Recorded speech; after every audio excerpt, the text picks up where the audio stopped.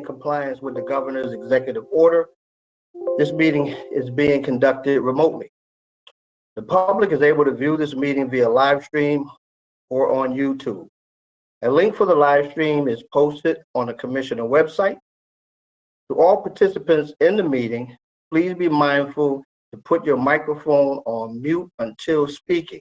Additionally, please identify yourself by putting your name on the record each time before you speak. The general public will be able to participate by means of communication equipment. Madam Clerk, roll call. Commissioner Cooper? Absent. Commissioner Gill? Absent. Commissioner Graham? Here. Commissioner Johnson? Here. Commissioner Luciano? Absent. Commissioner Mercado? Here. Commissioner Siebel? Here. Commissioner Vice President Pomares? Here. Commissioner President Richardson? Here. Thank you, Madam Clerk. We will omit the salute to the flag since we are conducting this meeting remotely. However, for all of those affected and who had lost anyone to COVID-19, let us pause for a moment of silence as we reflect on those who have been lost.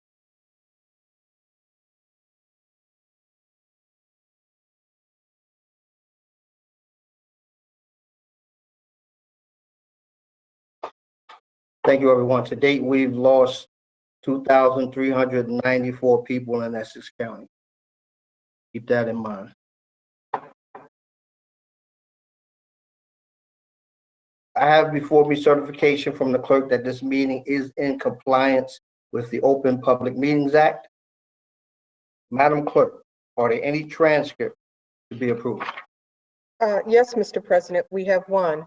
The organization meeting of January 6, 2021.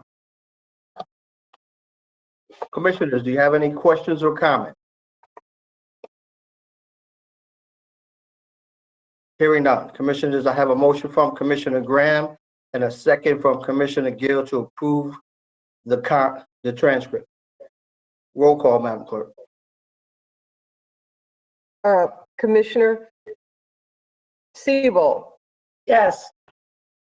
Commissioner Mercado? Yes. Commissioner Luciano, absent. Commissioner Johnson? Yes. Commissioner Graham? Yes. Commissioner Gill? Yes. Commissioner Cooper? Yes. Okay, and Commissioner President Richardson? Yes. Mr. President, for the Madam record. Clerk, I was omitted in that roll call, and just for the record, I'll vote in the affirmative. I apologize, Mr. Vice President Pomares. Mr. President, for the record, want to recognize that Commissioner Cooper and Commissioner Gill has joined the meeting. Thank you, Madam Clerk. So now we will move to topics of discussion. Madam Clerk, are there any topics of discussion? Yes, Mr. President. We will, on our topic of discussion, we have the Essex County Board of Commissioners mobile app. Yes, thank you, Madam Clerk. For tonight's topic of discussion, it is my pleasure to announce the release of a new mobile app developed by our office staff. The app is called the Essex County Board of Commissioners mobile app, and it will be available for download by Android and iPhone users on Friday, February 26th. What we hope to accomplish with this app is to give information about the services Essex County provides. Oftentimes, when people are in need of assistance, they are asked to do legwork in research and getting the answers they need. This new mobile app can be downloaded to your phone or handheld device, and in seconds, with the touch of a button, the user will have easy access to vital information without having to place a phone call or find a computer with internet access. Rest assured, we still have our website. We still have a phone number people can call if they would like to speak to a member of our office staff. Our goal with this new app is to have frequently asked questions available in one place, right on your cell phone.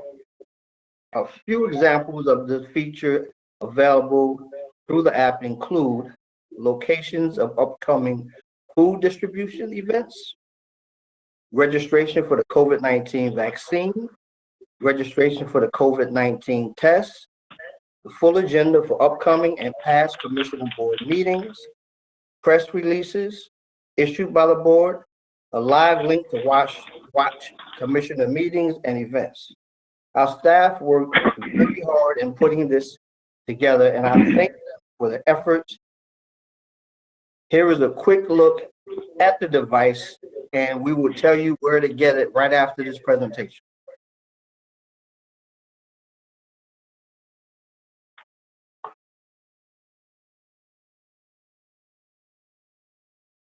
And Mr. President, there's no audio, it's just a visual to show you what it looked like. Oh, thank you, Madam Clerk.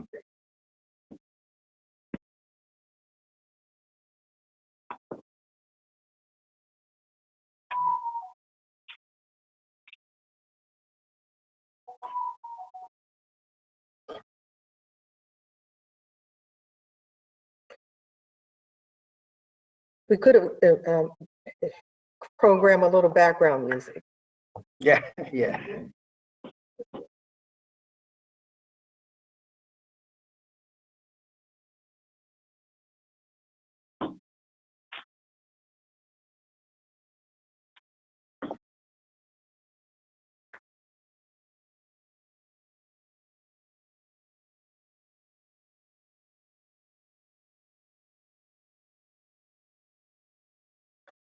Thank you so much. It looks pretty user-friendly. And the question everybody's wondering, where can I get this app? Gotta have this app.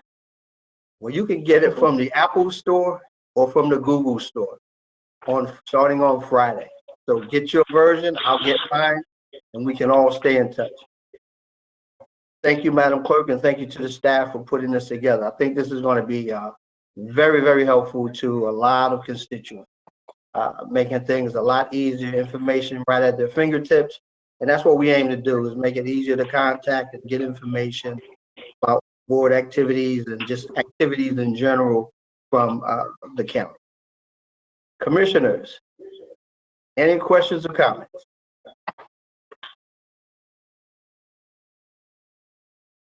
All right. No questions or comments. Let's move to the public comment section. All right. Madam Clerk. Today's, right. Today's meeting is a combined conference board meeting, and we will vote on every item on the agenda. However, since we are meeting remotely, the public had the opportunity to submit questions and comments for consideration and can also call in. At this portion of the meeting, the clerk will have additional instructions for our callers. Madam Clerk. Constituents were given the opportunity to call in or send emails for public comment prior to the meeting. If you're calling in, you will be acknowledged to speak in the order that your callers received. Emails received for public comment will be read after the calls are completed. At this time, our public information officer will announce the callers so that they can state their comment or question, and be reminded you have 3 minutes to speak. Please do not have your laptop or any electronic device on while calling in. At this time, we are accepting only calls pertaining to agenda items. Please note, you will have an opportunity to call back later in the meeting at the designated time for public comment session on non-agenda items. Chalo Malumba, Public Information Officer, will begin our session now.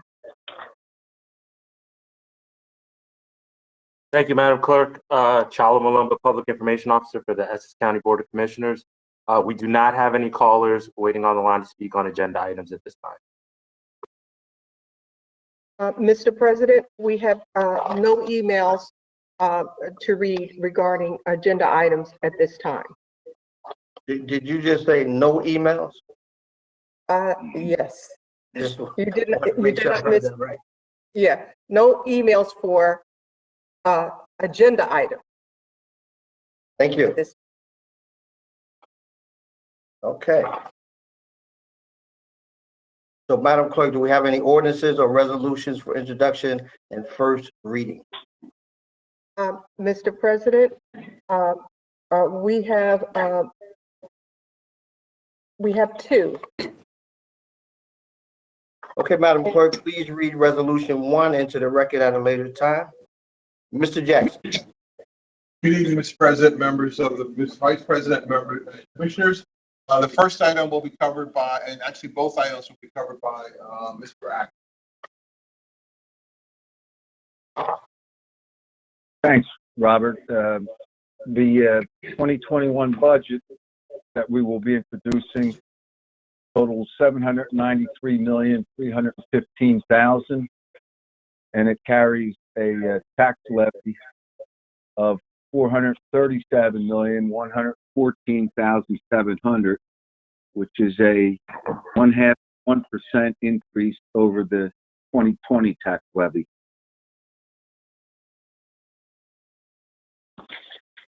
Mark, you also have to do number 1, which is the cap bank. I'm sorry, what's one? Number 1 is the cap bank. This is a routine procedure we do every year. To the extent we calculate what our allowable tax levy will be under the cap, to the extent we're under that amount, we can bank, if you will, for either of the next 2 years for usage, the amount that we are under. And typically that has been the case for the county for many years.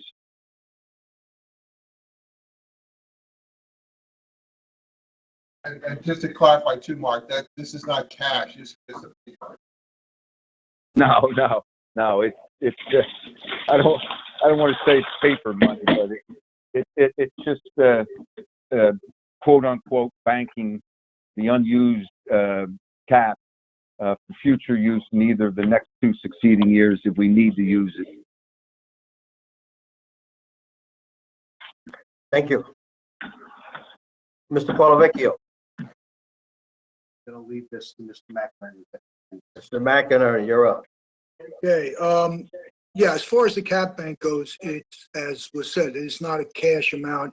It's actually an authorization to raise taxes beyond the calculation mandated for the tax levy in any one year. So again, it's not cash. It just authorizes us to go higher than we would have been able to go via the tax calculation. As far as the overall budget goes on introduction,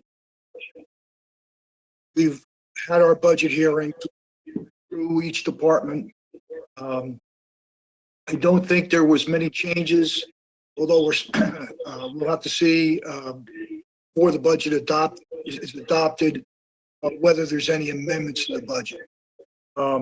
But I have nothing budget just to say that 0.5% increase is hardly a large increase on the county, but I commend the county. It's always good to at least leave a layer of increases in there to help absorb at least some of the contractual collective bargaining increases that we have.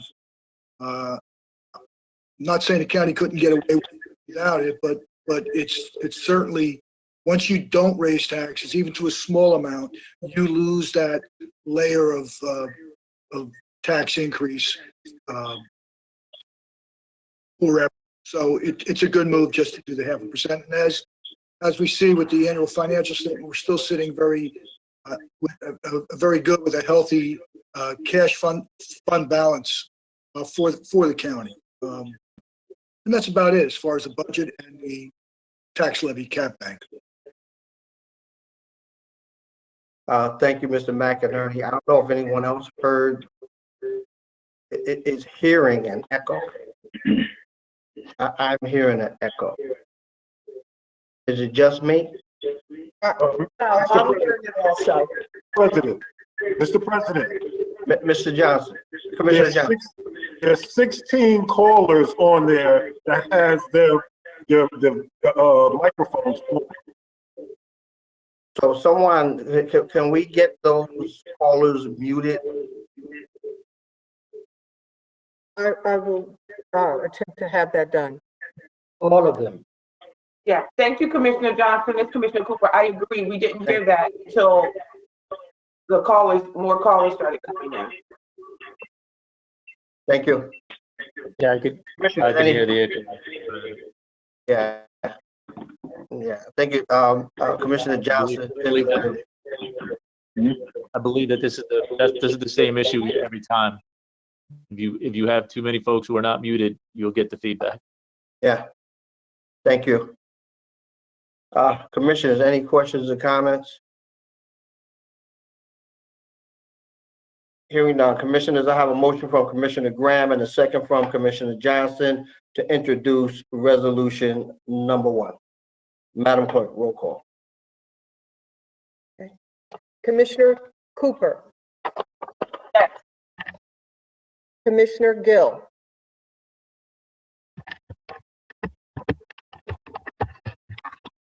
Yes. Commissioner Graham. Yes. Commissioner Johnson. Yes. Commissioner Luciano. Absent Commissioner Mercado. Yes. Commissioner Siebel. Yes. Commissioner Vice President Pomares. Yes. Commissioner President Richardson. Yes. So moved. Okay, Madam Clerk, let's read resolution number 2 into the record at a later time. Mr. Jackson, please explain.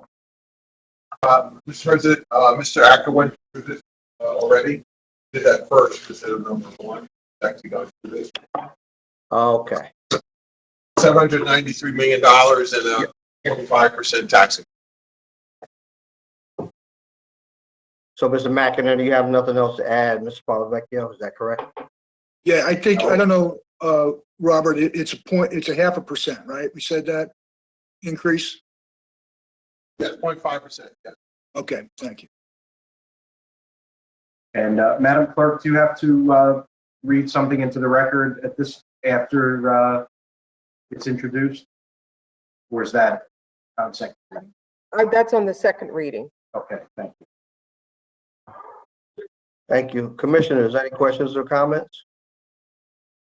Hearing none, I have a motion from Commissioner Johnson and a second from Commissioner Mercado to introduce the resolution.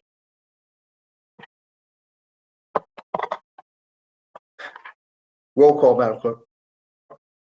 Commissioner Siebel. Yes. Commissioner Mercado. Yes. Commissioner Luciano. Yes. Absent. Okay. Commissioner Luciano. Can you hear me? Yes. Commissioner Johnson. Yes. Commissioner Graham. Yes. Commissioner Gill.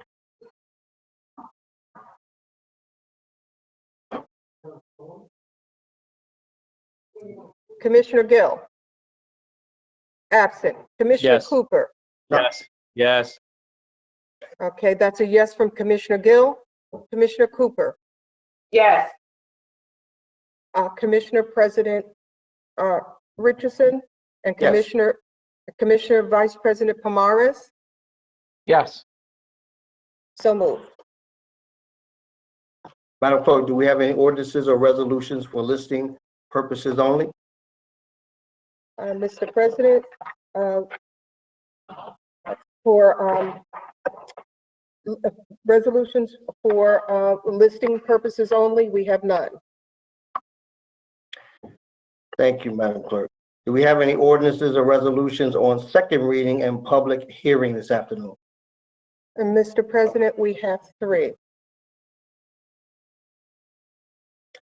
Okay, Madam Clerk, let's move to ordinance number O-2021-00004 and read it into the record at a later time.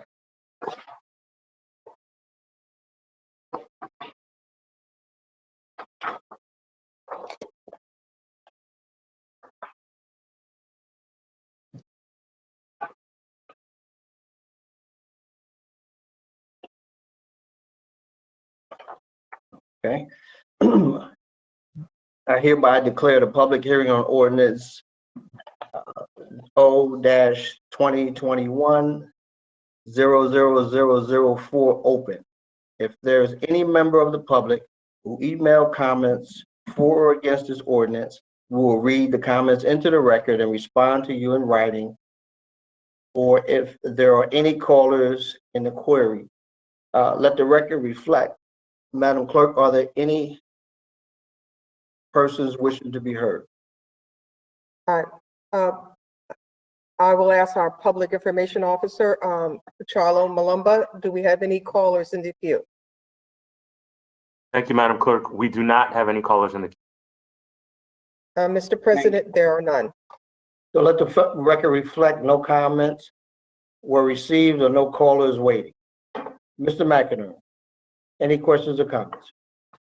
No, I have no questions on this. Mr. Palavecchio? No, this is no questions. This was discussed at the prior meeting. It's an increase in salary ranges, but not raises for it. Thank you. Commissioners, any questions or comments? Hearing none, I have a motion from Commissioner Sebo and a second from Commissioner Vice President Pomares to close the public hearing on ordinance O-2021-00004. Do I have the same movers and second to approve the ordinance?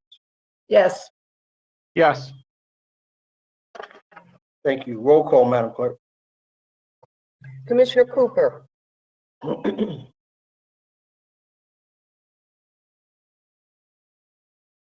Commissioner Cooper, absent. Commissioner Gill,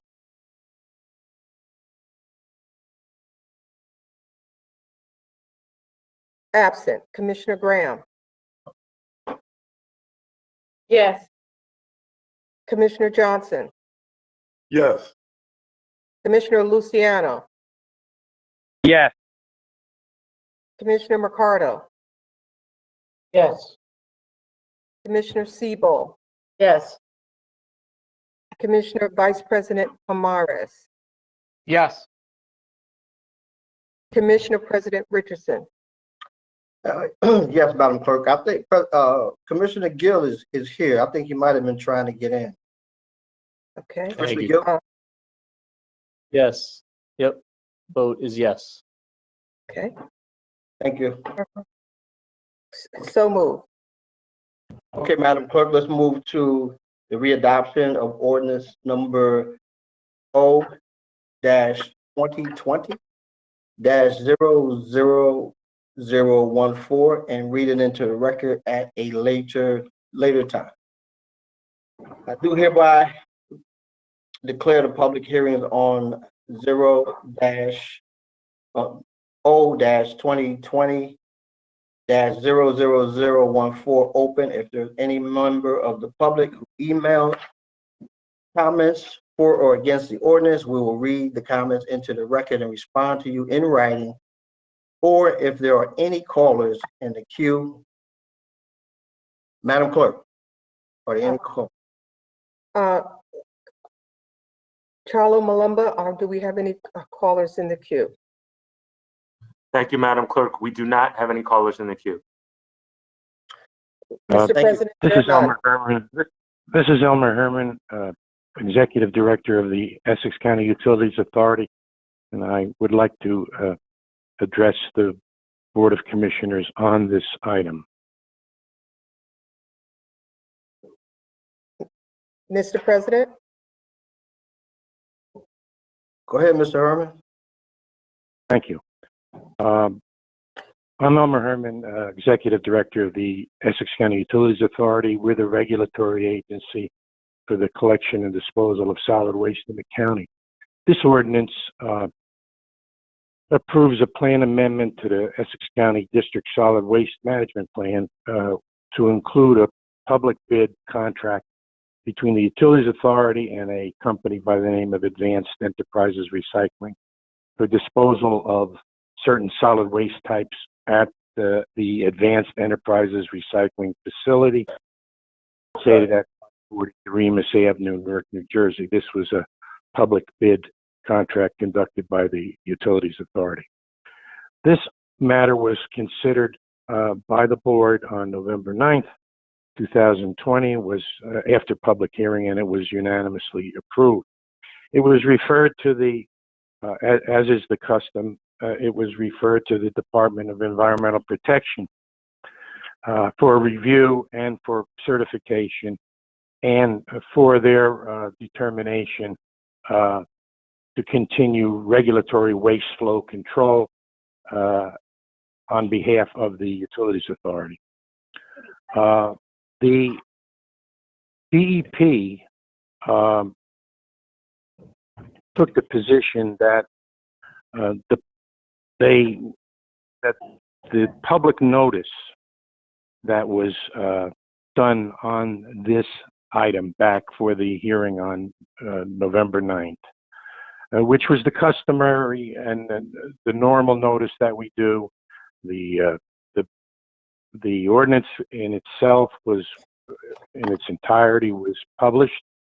The public hearing was noticed, and in addition, in a secondary public notice a couple of days later, in a timely manner, all of the information that you referred to, Mr. President, just before, about the manner in which the public could access the hearing, that could access the meeting, et cetera, all of that was included. Unfortunately, it is the position of the DEP that all of those two items should have been included in one notice. And therefore, they have returned this matter to Essex County, and they have requested that a new notice be generated in conformity to what they've indicated, and that the matter be readopted after public hearing on second reading.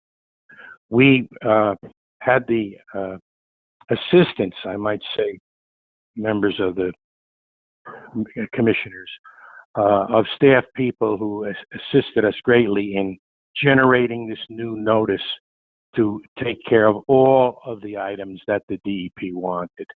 And I would personally thank the clerk, Deborah Davis-Ford, and Debbie Marvel for all the contributions that they gave us to getting this notice in a form that the DEP would be satisfactory with it.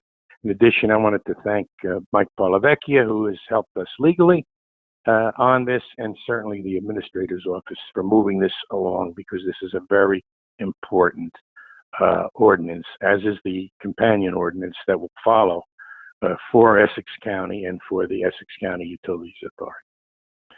So those are the comments that I would like to make.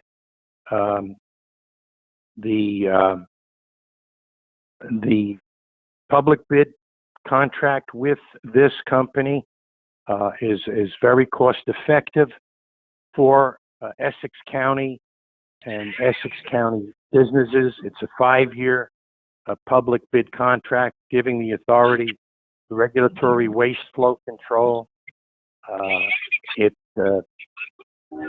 As the low bidder, their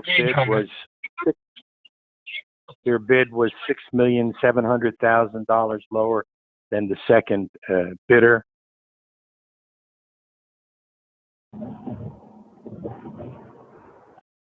a rail access, and it certainly cuts down on the truck traffic because it's only that the truck traffic is divided in half because all of the solid waste is referred out by rail to the disposal facilities in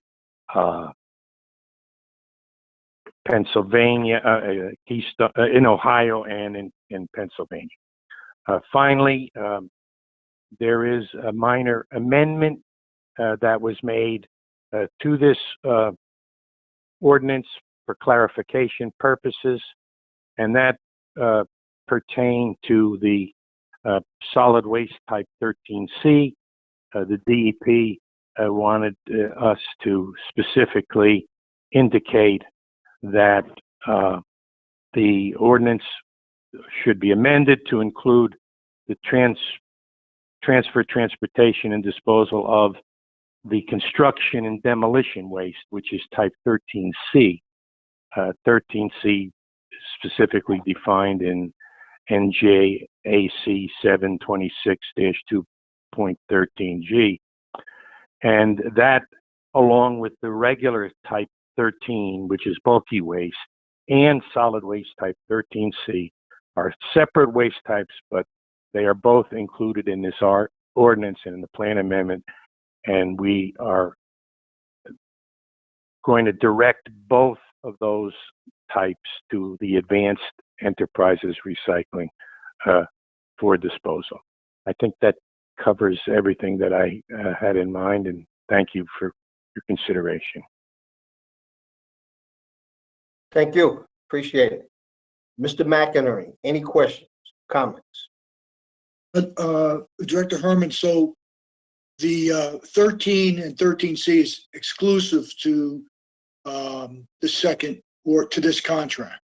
It's not in the second one. No, the second one is for type 10 commercial waste. Right, okay. This is bulky waste type 13, and it's type 13C, which is construction and demolition. But it also has the vegetation. Yes, it does. Right? Yes, it has, that's type 23, the vegetative waste, which is the non-processable part. And then that's very small quantities. The main thing is the type 13. And then there's a type 27, which is identified as dry industrial waste. That's like equipment, things like that, non-processable part. If I might add one last thing that I forgot.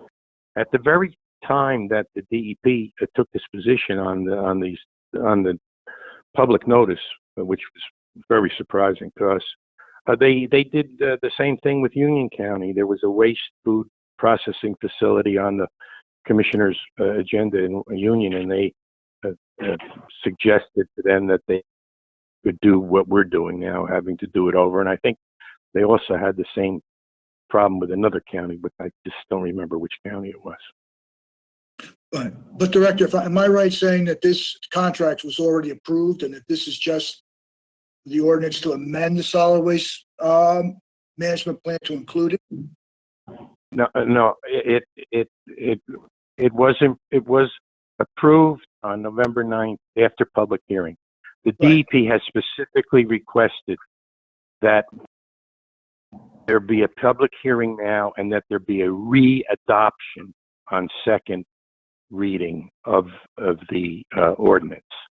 But as I indicated earlier, the purpose of the ordinance is to amend the Essex County District Solid Waste Management Plan to include this public bid contract for a 5-year period with this entity known as Advanced Enterprises Recycling.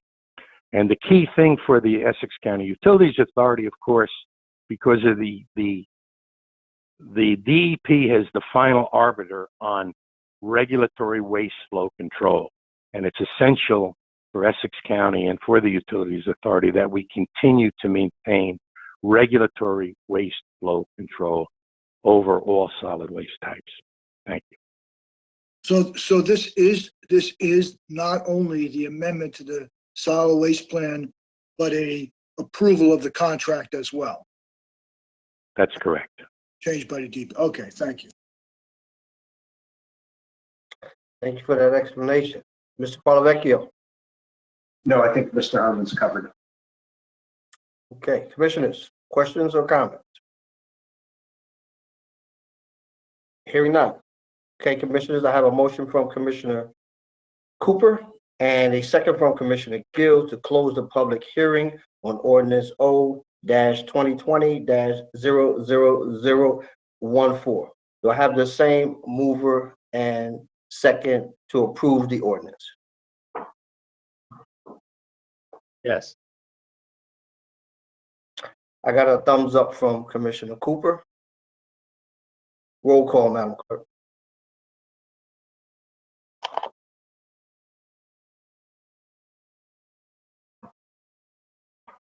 You're muted. Madam Clerk, you're muted.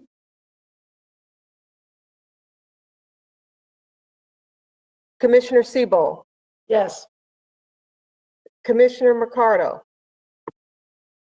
Yes. Commissioner Luciano, Yes. Commissioner Johnson, Yes. Commissioner Graham, Yes. Commissioner Gill, Yes. Commissioner Cooper, Yes. I want to make sure I didn't miss Commissioner Luciano, Yes. Commissioner Vice President Pomares, Yes. Commissioner President Richardson. Yes. So moved. Okay, Madam Clerk, let's move to readoption of ordinance number O-2020-00015 and read it into the record at a later time. I hereby declare the public hearing on ordinance O-2020-00015 open.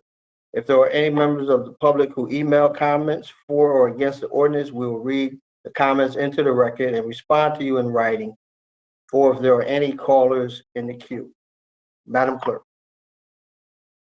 Charlo Lumba, are there any callers in the queue? Thank you, Madam Clerk. We do not have any callers in the queue. Mr. President, there are none. Let the record reflect there are no comments received or no callers waiting. This Mr. is Mack, Elmer Herman. Excuse me. Mr. Herman, go ahead. Okay. Thank you very much. I would not repeat all of the comments that were just made on the prior ordinance because this one also came back on the exact same issue. And we did all of the same things, first of all, to get the notice in the proper form that would satisfy the DEP. And we have been requested to ask that the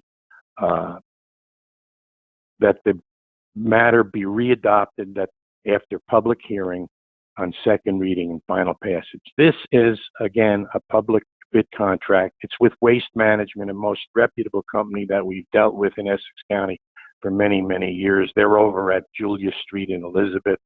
It's a 5-year contract, and it pertains to commercial type tin. That's the main category, 150,000 tons a year. They're the low bidder. They had the bid for this particular waste type for the last 5 years, and they won it once again.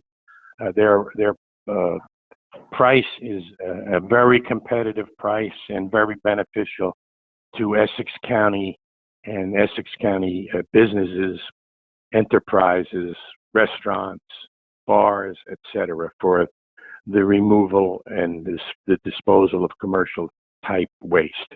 It goes from it goes to the Julia Street facility in Elizabeth, and then it is shipped to the Fairless landfill in Morrisville, Pennsylvania.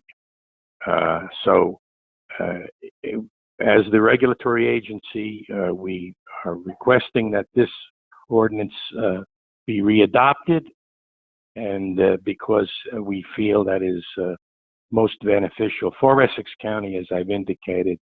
And it will allow us again to continue with the regulatory waste flow control that is so important, not only for keeping the prices down in the industry, but to allow us as an authority to continue to pay down our bonded indebtedness. And one last thing, I had thanked the staff people for their help. I thanked Mr. Polavecchio. I want to thank the administrator's office for helping us get this matter back on track. And Matt did a great job in assisting us along the way. So thank you very much. Thank you, Mr. Herman. Mr. McInerney.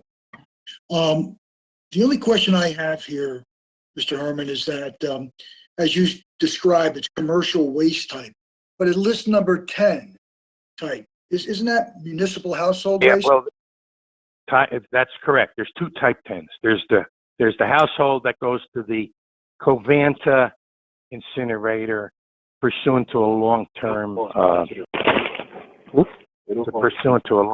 government-to-government contract, the facility owned by the Port Authority. That's for all of the municipalities. That's the residential type 10. This is commercial type 10 going to the waste management, which is from the restaurants, the bars, the business enterprises. So there's a distinguishment within type 10? Just by the generator. Household? Either the house, the residential is one generator throughout the 22 counties, 22 municipalities in the county, and then the commercial side as a generator for the commercial waste. The commercial type 10? Type 10, correct. Okay, that clears that up. Thank you.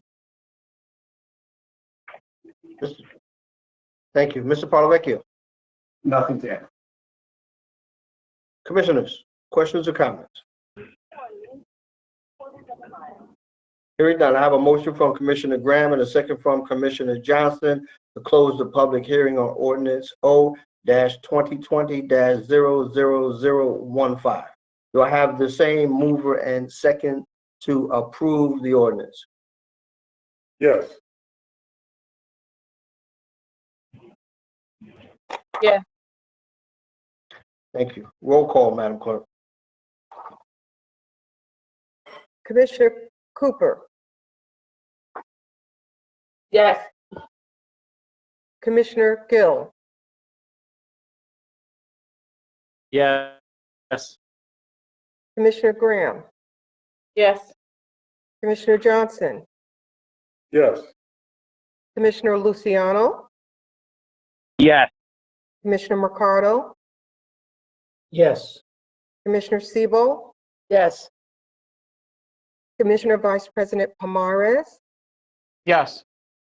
Commissioner President Richardson. Yes. So moved.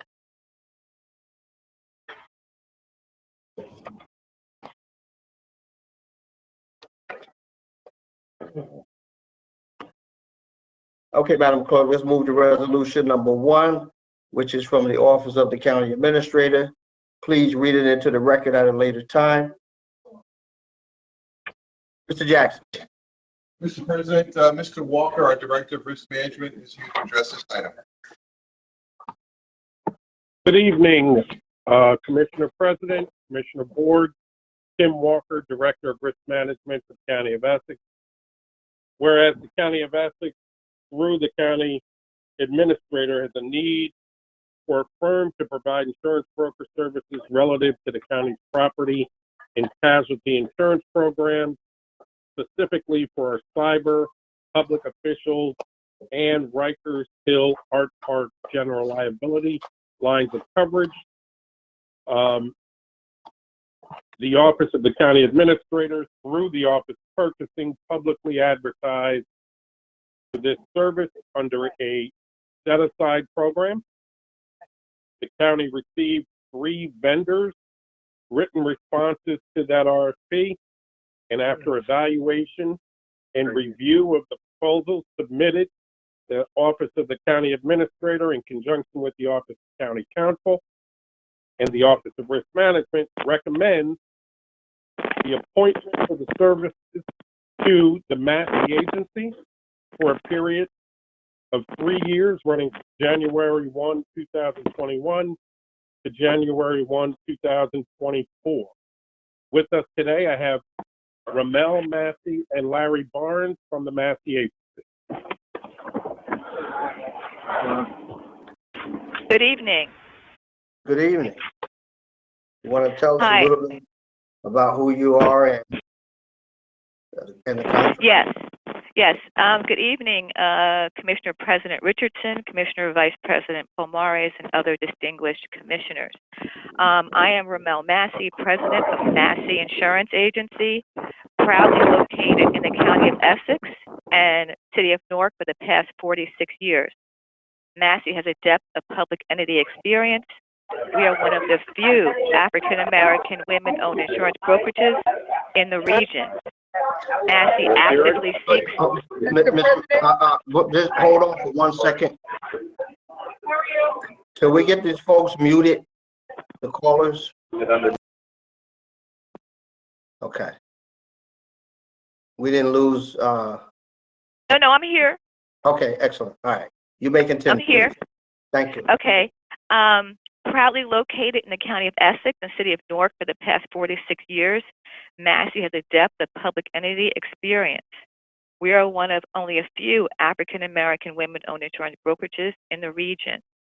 Massey actively seeks to employ those who reside in Essex County, and our staff is over 70% county residents. Currently, Massey provides your crime insurance, which we have done since 2010, and we provide your pollution insurance since 2011. We are pleased to have been selected to handle your cyber, public officials, EPL, and Riker Hill Art Park coverages going forward. As we know, in 2020, the global pandemic created a near-perfect condition for cyber criminals, and we've experienced a dramatic spike in cybercrime. The pandemic required the move to remote platforms rapidly, with little preparation, exposing insufficient information technology infrastructures, immature data governance, and inadequate security controls. Due to the current environment, cyber insurance demand has increased while industry losses have climbed. We will work with the county to achieve good cyber hygiene protocols that will help the county to control its losses. The public officials' employment practices liability coverage. As you know, with organizational downsizing, layoffs, and furloughs, the county is under pressure, and this coverage is most important for you to protect yourself. The Riker Hill Art Park general liability coverage is important to protect our vibrant artists. I want to thank the county for its past support of Massey Insurance Agency. As I mentioned, we have been your broker since 2010. We look forward to the opportunity to continue to grow this relationship. Because of the county's commitment to work to increase diverse and qualified Essex County businesses, Massey Agency is proud to say that we've been in the county for 46 years due to your commitment and your foresight to support small women and minority-owned businesses. Thank you. No, thank you. Mr. Polavecchio. Yes, Mr. President, not a question about the contract, but just on the face of the resolution, it references an RFP with a 2016 date. Is that referring, unless I'm reading it wrong, is that referring to the RFP that went out for this, or is that a mis? No, that was the crime that's spy.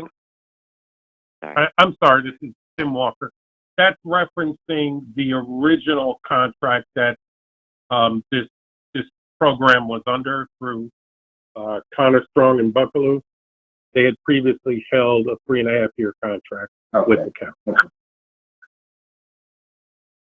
Okay. Mr. McInerney.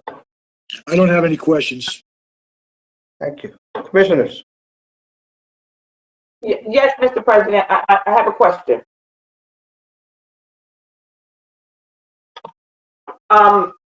Of the memo under the fiscal impact, it says 0. What Yes, is that? that's correct. Again, Tim Walker, Director of Risk Management. It is a $0 contract to the county because the Massey agency will be compensated through insurance commissions paid by the insurance company.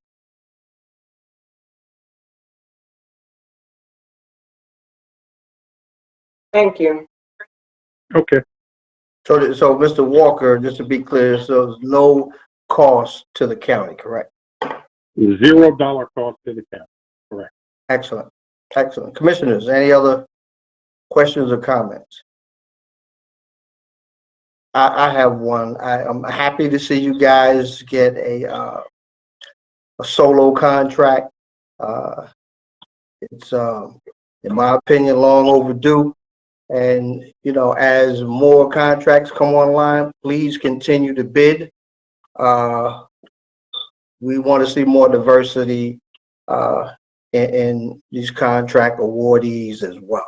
So thank you for your service to the county. Thank you for employing 70% of your employees coming from Essex County.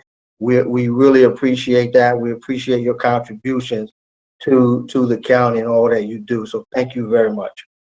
Well, thank you for the opportunity. Absolutely. Commissioners, I have a motion from Commissioner Luciano and a second from Commissioner Mercado. Madam Clerk, roll call. Commissioner Cooper, Yes. Commissioner Gill, Yes. Commissioner Graham. Yes. Commissioner Johnson, Yes. Commissioner Luciano, Yes. Commissioner Mercado, Yes. Commissioner Sebo, Yes. Commissioner Vice President Pomares, Yes. Commissioner President Richardson. Yes. So moved. All right. Okay, Madam Clerk, we will now move to resolution number 2, and it is from the Office of the County Council. Please read it into the record at a later time. Mr. Jackson. Thank you, Mr. President. Corporation Counsel Gassion is here.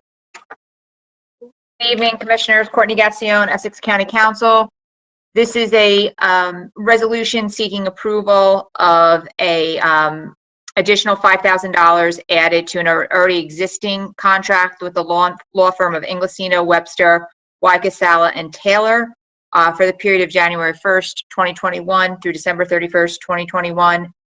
This is a case that's just about come to its conclusion. It was an order to show cause involving mental health hearings at our hospital center on a discovery issue. The case was essentially concluded last year, but there are just a few outstanding items that need to be resolved by the law firm, hence the additional $5,000 to pay their outstanding legal fees. Thank you. All right, Mr. Parlavecchio. I don't have any questions. Mr. McInerney. No questions. Commissioners, questions or comments? Hearing none. Commissioners, I have a motion from Commissioner Sebo and a second from Commissioner Vice President Amaris. Madam Clerk, roll call. Commissioner Sebo, Yes. Commissioner Mercado, Yes. Commissioner Luciano, Yes. Commissioner Johnson, Yes. Commissioner Graham, Yes. Commissioner Gill, Yes. Commissioner Cooper, Yes. Commissioner Vice President Pomares, Yes. Commissioner President Richardson. Yes. So moved. Okay, Madam Clerk, let's move to resolution number 3, which is from the Division of the Hospital Center. Please read into the record at a later time. Mr. Jackson. Mr. President, Mr. Del Gaudio will address this item.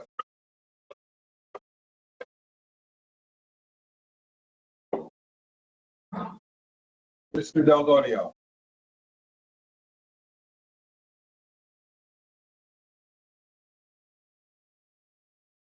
Can you hear me? Can I be heard now? Yes. Got you loud and clear. Okay, I'm sorry. Okay, Mr. President, Frank Delgaudio, Director of the Essex County Hospital Center. Resolution number 3 is an annual requirement from the state of New Jersey, where the Board of Commissioners provides authorization for us to continue operation of the Essex County Hospital Center. The financial and management plan consists of several components. One is a approved resolution from the board. The other is it's a financial plan with any capital expenditures reported to the state, any planned expenditures, and also a staffing plan and differences between a calendar year 2020 and 2021. Okay, thank you. Mr. Polavecchio. No question. Mr. McInerney. Frank, does this affect the funding source too? You need this in order to get the state funding? It's all encompassed in that, but the rates were published last year and we already have the funding. And Okay. we've been, it's, more of a formality, but it is a important document. The division looks for it. And we've been doing this every year. Okay, So it doesn't, if we don't submit it, it would affect the funding, yeah. okay. Very good. Thank you. Thank you. Commissioners, questions or comments? Hearing none, I have a motion from Commissioner Cooper and a second from Commissioner Gill. Roll call, Madam Clerk. Commissioner Cooper, Yes. Commissioner Gill, Yes. Commissioner Graham, Yes. Commissioner Johnson, Yes. Commissioner Luciano, Yes. Commissioner Mercado, Yes. Commissioner Siebel, Yes. Commissioner Vice President Pomares, Yes. Commissioner President Richardson. Yes. So moved. Okay, Madam Clerk, let's move to resolutions 4 through 6, which are from the Department of Public Works, and read them into the record at a later time. Mr. Jackson. Mr. President, Mr. Antonio will address these items. Good evening, Commissioners. David Antonio, Department of Public Works. Item number 4 is a contract award to CTM Bulk Handlers, the sole responsive and responsible bidder, to provide sodium chloride brine solution. This will be a 24-month agreement, an amount not to exceed $130,000. As you may know, brine is applied to county roads prior to major icing and snow events during winter operations. And it's an integral part of our snow combating in the Department of Roads and Bridges. Item number 5 is a contract award to Aegis Security, the lowest responsive and responsible bidder, to provide security services at 320, 321 University Avenue. This is also a 2-year contract, not to exceed $295,212. Item number 6, the contract award to Garden State Highway Product, the sole responsive and responsible bidder, to furnish and deliver a traffic jet printer system. This is an amount not to exceed $68,002.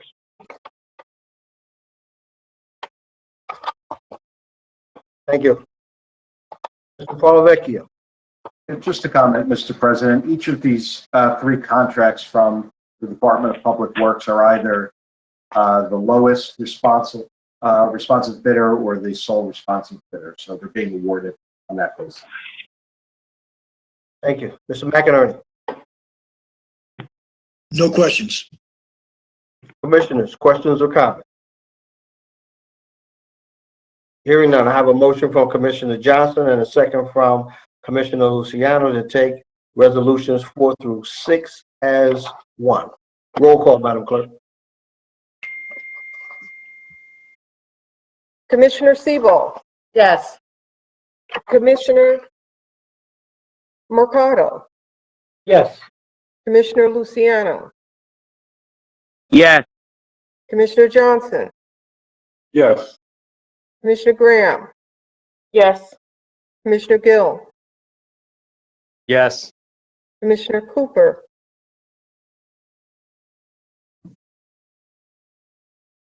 Commissioner Yes. Cooper, Yes. Commissioner Vice President Pomares, Yes. Commissioner President Richardson. Yes. So moved. Thank you, Madam Clerk. Let's move to resolutions 7 and 8, which are from the Department of Parks, and read them into the record at a later time. Mr. Jackson. Thank you, Mr. President. Mr. Zates will address these items. Joshua Zates, Essex County Parks. Good evening, Board of Commissioners.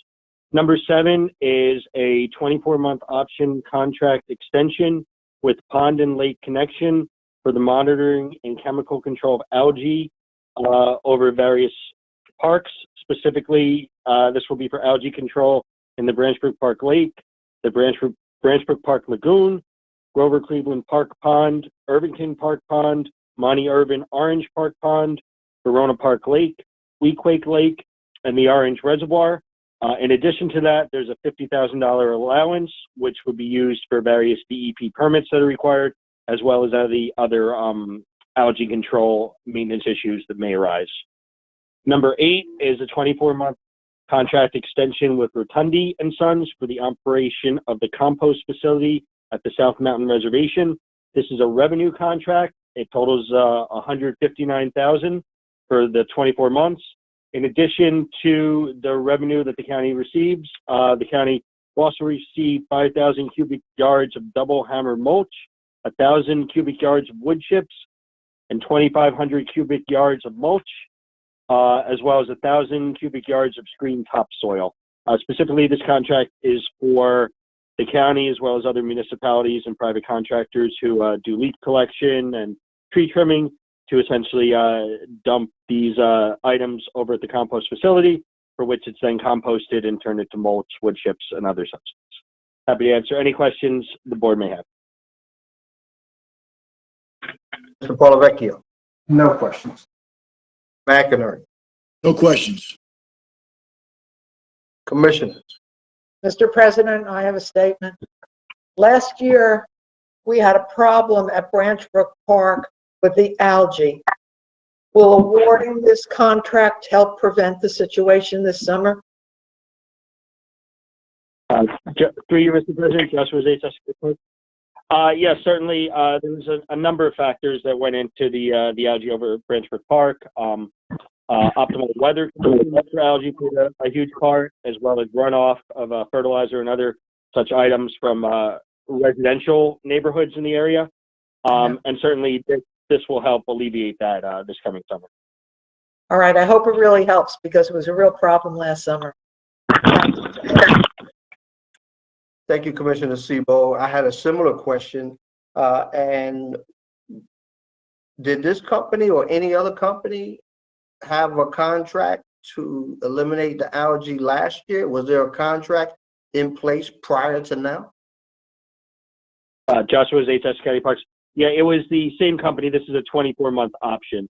And again, last summer was really an exception with the optimal weather conditions for algae. And we're very optimistic that this summer won't pose similar problems. So you mean it'll be cleaned up and people will be able to fish again? And That is fence certainly that's surrounding parts of Branchbrook Park Lake will be taken down? Yeah, it is certainly our intention that the algae will be under control this season. Thank you, Mr. Zates. Commissioner, any other questions? Excuse me, before we continue. Yes. Josh, I have one question with this. We used the same company last year. When did they come on? Was it already a problem when they joined? So through you, Mr. President. So typically the timeline is around March, they start going out to survey what the conditions are. And then between March and the other spring months, they apply for the various DEP permits required to control the algae. And then once those are approved, they then start their actual service. Is this what they did last summer? Through you, Mr. President, yes, that's the usual timeline. All right, thanks a lot. Hopefully it will be better this year. Mr. Zates, another question. So the fish and the wildlife that's in the lake and frequent the lake, is there any harm to the fish that are in the lake from this algae? And if so, what has to happen to rectify that? Does all the fish have to be taken out and restocked? How does that work? Joshua Zates, Essex County Police. There's no harm to the fish with the algae. The algae is really just an aesthetic eyesore, I guess you would say, for lack of a better term, but there's no actual harm to the wildlife. The same with the chemicals that the company would use. Everything has to be approved by the DEP, and it's safe for the various wildlife in the area. Okay, because I'm fairly certain that there was a sign or signs out there, multiple signs that said no fishing or don't or not to eat fish caught. And Mr. President, if I could add to that, is this the same situation that they had at Lake Apacon last summer? Joshua Zates, I'm a freeholder, but I'm not really sure what you're referring to. They had a real problem at Lake Apacon because of the algae, and the people couldn't go in the water, and it was affecting the fish. And I was wondering if this is a similar situation. I can certainly get back to you with what those signs were referring to. As long as it's taken care of. Mr. President, if I may? Commissioner Mercado, Vice President. Morris, we'll try that one. Morris. I know it's two handsome Latinos on the board, and I know you guys always get confused. And that's okay. There's absolutely no shame in being confused with my handsome colleague, Mr. Rokar. I am a little bit familiar with Lake Apacon because I do boat there. I've been there for 25 seasons, and part of the algae problem, it was a significant problem up there. It really crushed the economy. It posed a threat to humans with rashes, and there's concern for wildlife. And part of the problem is being addressed through some testing and, of course, monitoring. But they're also doing some air filtration systems where they basically put aeration systems underwater to cause bubbling, because part of the issue is stagnancy of the water, which they want to eliminate. And so I think that's part of the equation. And if it persists again, I think, this company needs to be prepared to move on to those things. I know that the company that is being used at Lake Apacon is Princeton Hydro, which is a fairly well-known firm that deals with these kinds of issues. And it's an ongoing issue. So it's not the first time it's ever happened at Lake Apacon, but I think in light of the stormwater runoff that we've had, the more permeated surfaces that we have, this all contributes, of course, to all of these things. And so I think it's something that warrants a little bit further investigation. I'm not going to oppose the contract by any means, but I think that something needs to be looked into if this is a consistent problem and not just a once in a while occasion there, because it does have greater impact to the environment, the wildlife, and of course the people who are in contact with the water. I know at Lake Apacon you couldn't go into the water for fear of getting a rash and having some outbreak, and if people are fishing and they're coming in contact with water, that obviously would be a problem. So I think that I'd like to see a little bit more response and draw a comparison if what we have had experiencing is similar to what happened at Lake Apacon. And if you can get back to that, I'd like for you guys to kind of get back to us on that. Joshua Zates, Essex County Park. Certainly, Commissioner. Thank you. Thank you, Vice President Pomaris. I got it right this time.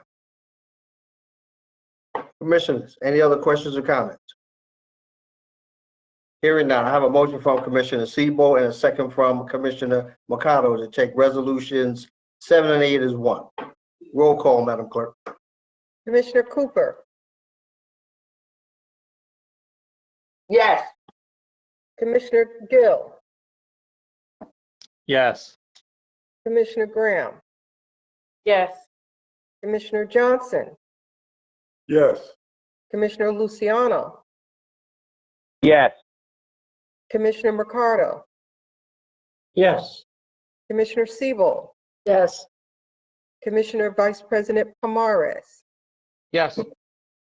Commissioner President Richardson. Yes. So moved. Okay. Madam Clerk, let's move to resolution number 9, which is from the Division of Training and Employment. Please read into the record at a later time. Mr. Jackson. Mr. President, Mr. Montfort is here to address this item.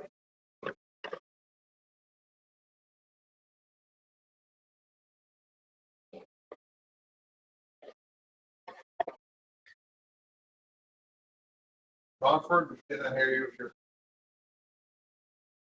Apologize, forgot to take the mood off. Good evening. This is Division Director Julius Montfort, Essex County Division of Training and Employment.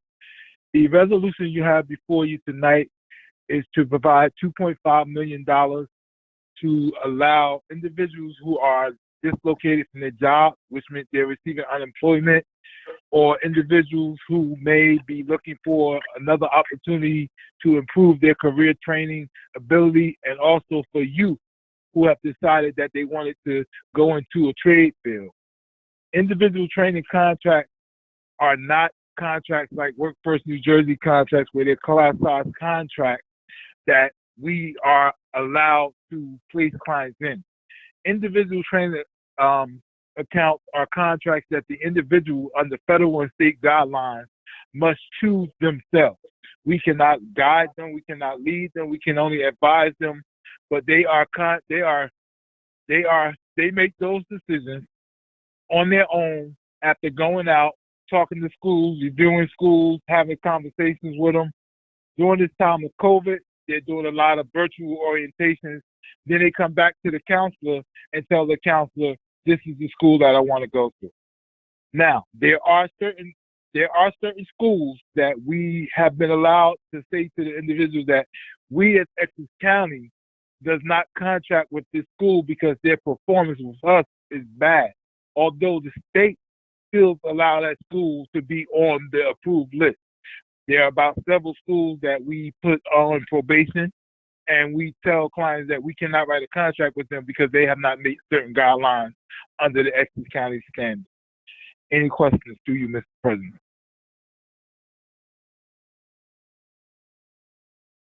Mr. McInerney.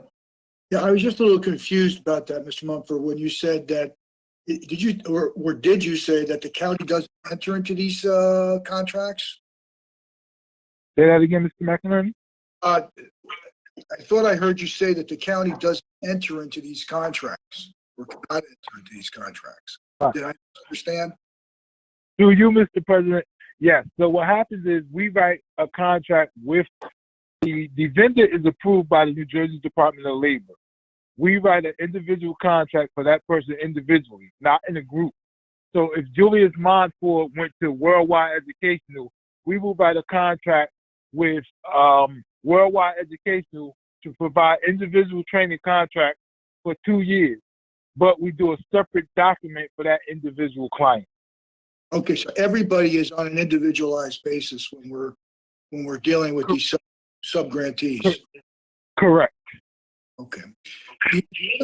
The other question I had, and I think I brought this up in another time, but it was the wrong contract. I'm wondering if this is the contract where there was a lot of discussions, not only on the training, but on the potential for placement after the training. And, can you address that? Has that improved? Yes, all contracts, whether they're class size contracts or individual training contracts, there is a component for placement under these contracts. The ITAs have a greater placement rate than the Workforce New Jersey class size contract. So we do well at placement with the individual training contract. But we are in talks with the New Jersey Department of Labor now because they established a new compliance group that goes and looks at how well these vendors are doing placement. So oftentimes now there's a report card that if they're not doing well, the New Jersey Department of Labor sends us that report card and they will remove the vendor from their approved list. Oh, okay. All right. Am I mistaken, but were these individual contracts running about $4,500 or $5,000, somewhere in that range in the past, or was that something Yes. different? Yes, Mr. McInerney. Through you, Mr. President, this is the one where they average about $4,500 per person. Okay, all right, very good. I don't have any questions. I don't have any other questions. Mr. Palavecchio, No questions. commissioners, Mr. President, Commissioner Johnson. I would like to ask Mr. Mumford, is airport opportunities still a part of the contracts? Do you, Mr. President, Council for Airport Opportunities does not do individual training account contracts. Actually, since they've had turnover at their top level over the last 4 years, they haven't done many class size contracts or been too much involved in the training process over the last couple of years. Okay, all right. Thank you very much. Mr. Commissioners, any other questions, comments? Mr. Mumford, I have one. These, the trainings that you guys recommend or that are a part of this, how many of them are in high demand? And compared to those that may be a little outdated and is really not a high demand. I understand that it's up to the individual to pick the training that they're interested in and what school they go to, but has there been any changes in terms of the types of trainings that are offered, or is the same thing that's been offered for last 5 or 10 years? Great question, Mr. President. So one of the requirements of the individual training accounts and the New Jersey Department of Labor is that these training programs have to be regional labor demand occupations that have been predicted by the United States Department of Labor and the New Jersey Department of Labor, that these are going to be jobs that this training will lead to jobs for the future in the next 5 to 10 years. So we are how can I say it? We are in compliance by only letting people know that they have to go into a program that leads to a job within the next, going to be a labor demand occupation over the next 5 to 10 years. Also, the federal government requires us that the job provides them with a certification. If it does not provide them with a standard certification to federal guidelines, then we won't meet our performance standards with the United States Department of Labor or the New Jersey Department of Labor. Thank you very much. Appreciate that update. Commissioners, any other questions or comments? Hearing none. I'm sorry. Commissioner Johnson. The reason why I asked that question is because over the past, airport opportunities used to get 100, 150, 200 of our clients there for training.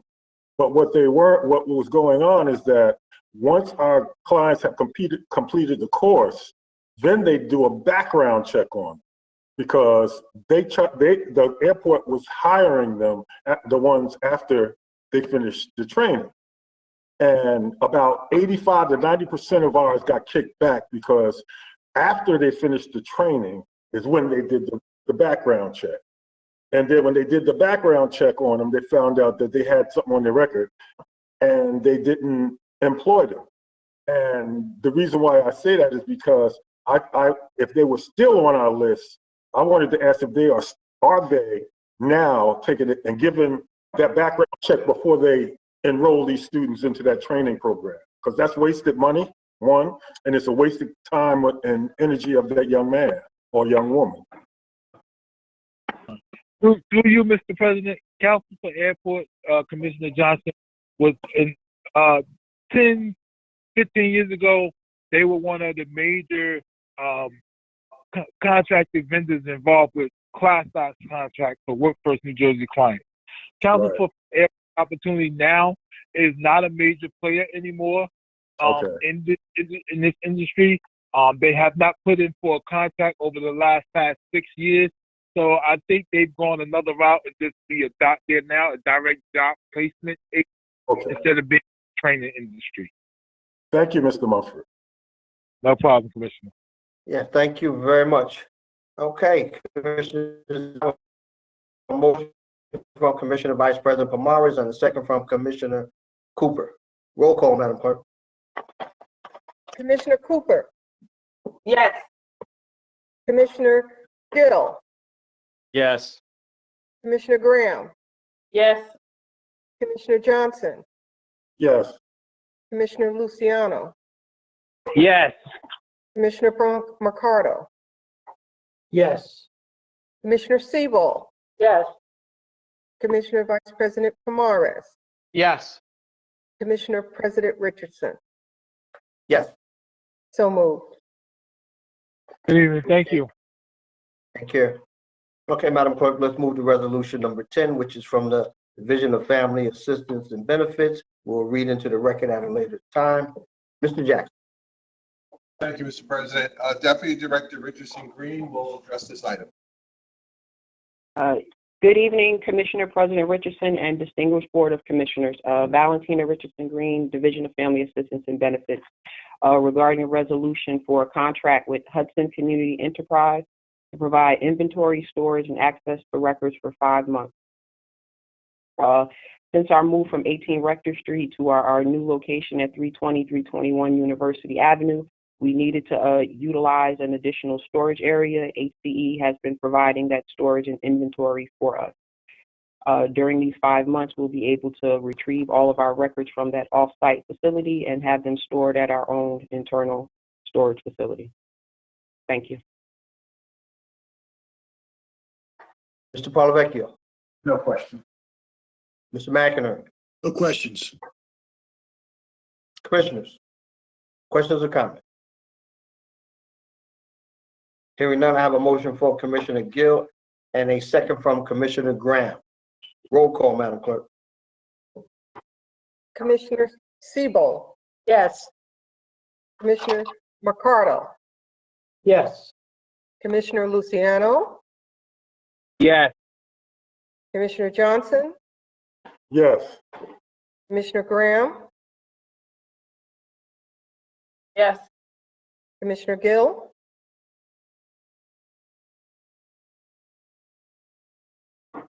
Yes. Commissioner Cooper, Yes. Commissioner Vice President Pomares, Yes. Commissioner President Richardson. Yes. Commissioner Gill, I see you doing a thumbs up like I had to one meeting, but we got you. Okay, Madam Clerk, let's move to resolutions 11 and 12, which are from the Division of Community Action. We'll read them into the record at a later time. Please be reminded, we will conduct a public comment session, non-agenda items at the end of the meeting for any other call-ins. Clerk can give them the call-in information. Madam Clerk. Mr. President, the call-in number is 855-756-7520 and use the password 71137#. I repeat, the call-in number is 855-756-7520 and the passcode is 71137#. Mr. Jackson. Thank you, Mr. President. Mr. McCoy is going to address items 11 and 12.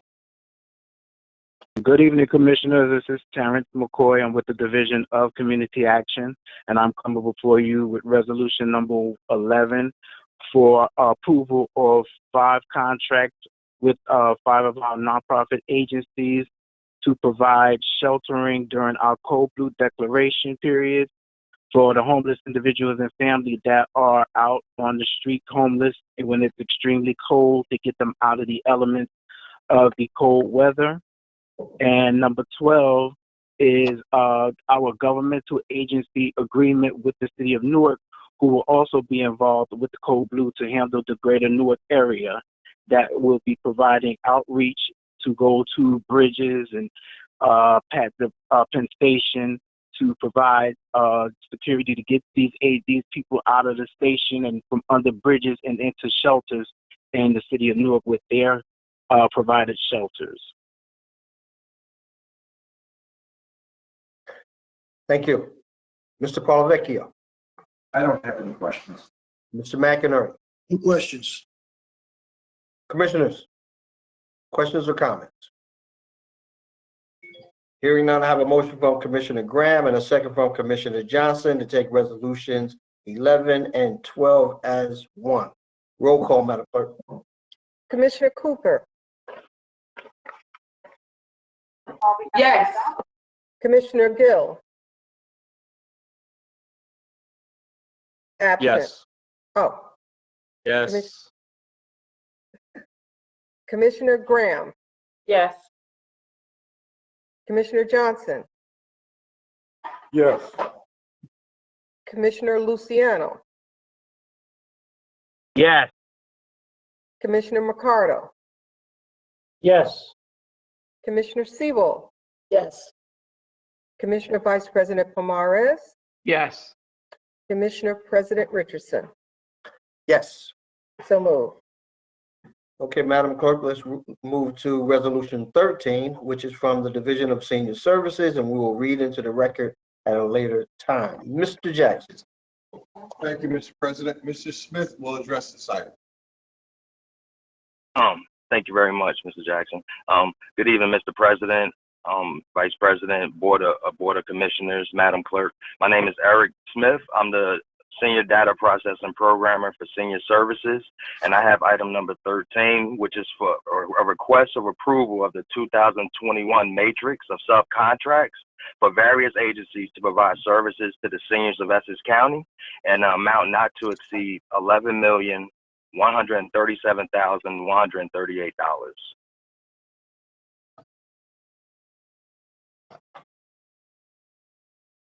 Thank you.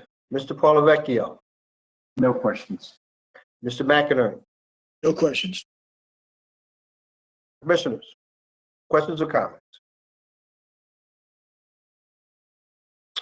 Hearing none, I have a motion from Commissioner Luciano and a second from Commissioner Mercado.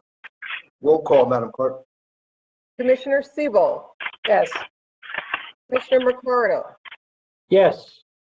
Commissioner Luciano, Yes. Commissioner Johnson, Yes. Commissioner Graham, Yes. Commissioner Gill, Yes.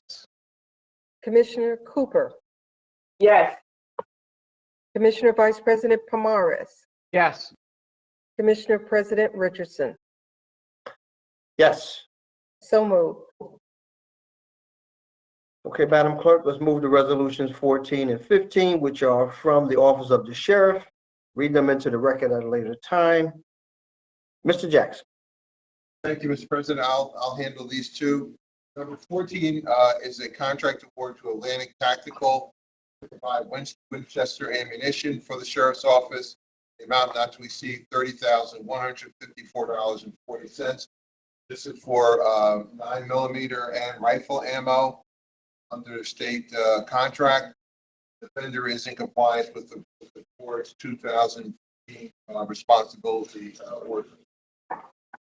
Item 15 is a contract with AAA Facility Solutions, the lowest and most responsive and responsible bidder, by janitorial services for the Sheriff's Office at its patrol headquarters in the OEM building. It's a contract from March 1st, 2021 to February 28th, 2023. Amount not to exceed $74,000. It's a 7-day service, Monday through Friday, 4 hours, and Saturday and Sunday, 2 hours per day. And OEM is a 5-day service, 2 hours per day. Thank you. Mr. Paulovecchio. No questions. Mr. McInerney. No questions. Commissioners, any questions or comments?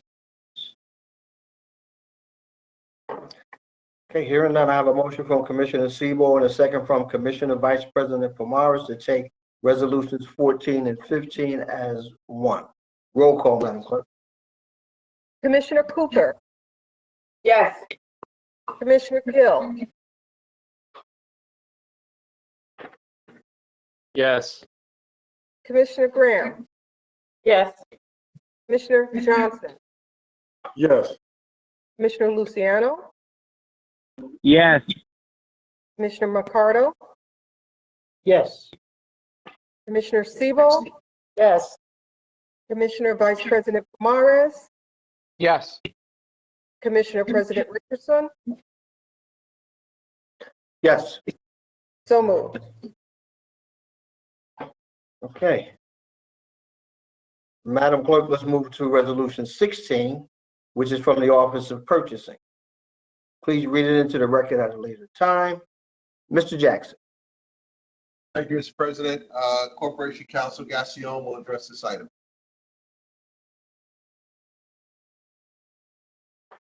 Good evening again, Commissioners. Mr. President, item number 16, Courtney Gassion, Essex County Council, is a lease amendment for the property located at 60 Evergreen Place in East Orange. We had come before the Commissioners back in 2019 for a new lease on this property. At that time, we had entered into a 5-year agreement with the property owner. We are now looking to amend that lease, specifically after the 2019 lease extension was entered into. There were several items that were identified that needed to be updated and rehabilitated within the property itself. Just as a side note, the county does not physically occupy the space. We actually sublease the space to the state of New Jersey for their probation department. So as a result of several items that the state brought to our attention that needed to be updated, we entered into negotiations with the landlord to update the property accordingly and in compliance with the specifications that the state of New Jersey had laid out for us. So since that time, the landlord has undertaken those updates. They have met with the satisfaction of both the state and the county of Essex. And in addition to those items, we are actually increasing the amount of space we are leasing from the landlord, and we are also renegotiated the length of the lease. It was now a 15-year lease with one 5-year extension, which will go back to the original July 15th, 2019 renewal date. There is also a lease and rider that had been originally approved by the board that's incorporated as part of this new lease amendment. If you have any questions, I'm happy to answer them. Thank you. Mr. Paulovecchio. I do have one question. Is the county obligated to provide physical space for probation, similar to the way it is required to provide space for the Superior Court? They are, yes. Thank you. Mr. McInerney. No questions. Commissioners. Questions or comments? Mr. President, yes, question. Commissioner Cooper. Did you say that this lease agreement is being extended, the time period? So the original, I'm sorry, through you, Mr. President, Courtney Gassion, Essex County Council. In July 2019, we entered into a 5-year lease agreement, which had 3 5-year options associated with it. So the total amount of the time of the lease is not being actually extended. It's just a revision on how the lease can get extended. It is now a 15-year straight lease with 1 5-year extension. So still 20 years, but it's a straight 15 as opposed to an initial period of 5 years, which was the original lease extension back in 2019. So I want to make sure that I understand what you're saying. Initially, this was a lease that we had entered into for a 5-year period with the option to renew it for 2 additional 5-year terms. Now we're removing those 2 additional 5-year terms and making it a straight 15-year lease? It was actually, again, through you, Mr. President, it was an initial 5-year term with 3 5-year options. So that's 5 years with an additional 15 years broken up amongst 3 extensions. And this current amendment is a straight 15 years upfront. No extension options in that 15 years. It's a straight 15 and then 1 5-year extension at the conclusion of that 15 years. Still 20 years in both scenarios. So it's a straight 15 years, the 5-year intervals, I'll call it, is being removed. And you're leasing additional space. Yes. There was additional space needed for record storage on the first floor, and that's the additional space that we're now leasing. And again, that was at the request of the state probation department. All right, thank you. You're welcome. Thank you, Commissioner Cooper. Okay. Any other questions or comments? Hearing none, I have a motion from Commissioner Cooper and a second from Commissioner Gill. Roll call, I'm Madam. sorry, Mr. President, can you remove my motion for this resolution? Yes. Commissioner Johnson? I have a motion from Commissioner Johnson and a second from Commissioner Gill. Roll call, Madam Clerk. Commissioner Siebel, Yes. Commissioner Mercado, Yes. Commissioner Luciano, Yes. Commissioner Johnson, Yes. Commissioner Graham, Yes. Commissioner Gill, Yes. Commissioner Cooper, No. Commissioner Vice President Pomares, Yes. Commissioner President Richardson. Yes. So moved. Okay, Madam Clerk, let's move to Resolution 17 through 22, which are memoriams and accommodations. Please read them into the record at a later date. Mr. President, there was one late addition, so it's through 23. Through 23. Okay, thank you for that correction. Mr. Paulovecchio, any questions or comments? No question. Mr. McInerney? No questions. Commissioners? Questions or comments? Thank you. I have a motion from Commissioner Graham and a second from Commissioner Johnson to take resolutions 17 through 23 as one. Roll call, Madam Clerk. Commissioner Cooper. Absent. Commissioner Gill, Yes. Commissioner Graham, Yes. Commissioner Johnson, Yes. Commissioner Luciano, Yes. Commissioner Mercado, Yes. Commissioner Siebel, Yes. Commissioner Vice President Pomares, Yes. Commissioner President Richardson. Yes. So moved. Mr. President, can you record me as a yes vote, please? Absolutely. Madam Thank Clerk. Yeah, so noted. Madam Clerk, do we have any added starters? Mr. President, we have none. Thank you. Let's move to report of board committees. Commissioners, do we have any report of board committees? Any legislative reports?